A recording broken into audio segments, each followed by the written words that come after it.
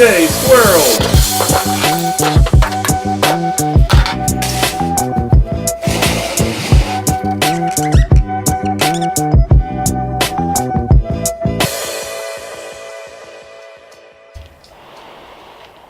I really wanted a way to keep the shop air a little bit cleaner.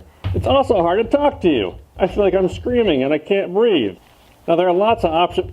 Now one of the more popular options out there for doing air filtration on the cheap is to grab yourself one of these box fans and just strap some air filters to it. Let me show you the ways I found. The bungee cord. The quick tape job.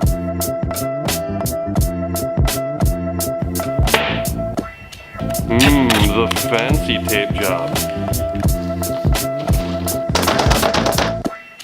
The overthought, over-engineered, and too much nonsense job.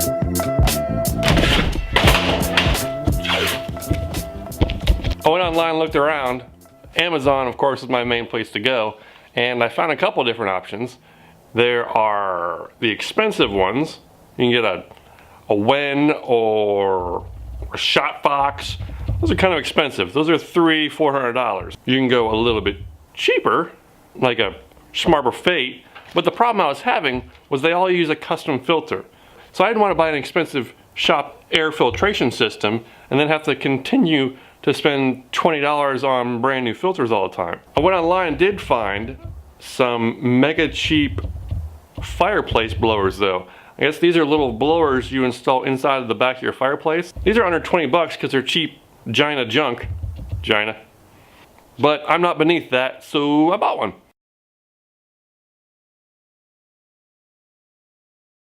Don't judge me. Now it's time to make a box.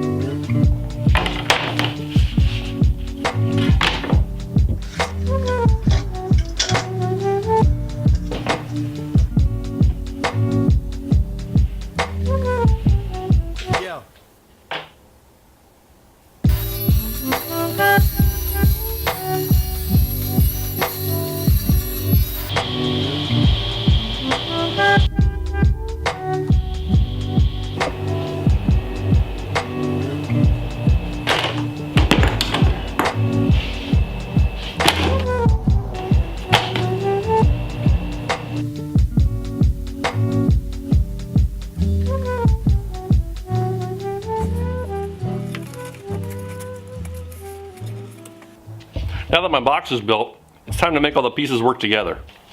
First, I slightly modified the blower. I had to reverse how it was mounted in order to make room for it to slot into the wood. So I unscrewed it, turned it around, and lo and behold, it still worked. Way easier than I expected. Then I had to cut out the slot for the exhaust side of the blower.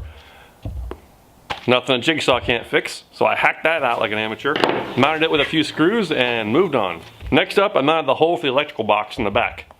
This would be one of those rare situations when I actually use the oscillating tool that I bought forever ago and never actually use. A quick spin around the block with the router gave me the exact size I needed to get the filter to fit in there. I ended up gluing a few offcuts of plywood onto the inside to make the furnace filter sit exactly where I wanted it to sit flush.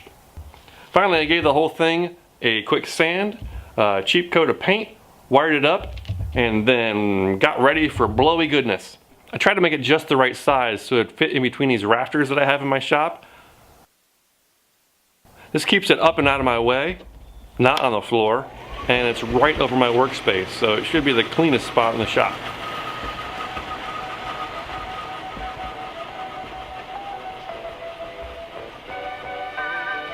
I was in a big hurry to get this done this week, so I might do some upgrades to it later on. I want to put a nicer filter in there. The ones I was using are just like $3 filters. In the future, I'd like to buy the more expensive filters. The ones that I got initially are mostly for mock-up and just the initial purge of all the nonsense air inside of my shop. From what I've been reading, if you buy a better filter, you'll not only filter out sawdust, but you can filter out dander and any of the crap that's in the air and diabetes. I'm gonna upgrade eventually to that, I think, because I like my toes. Sorry about the sound this week.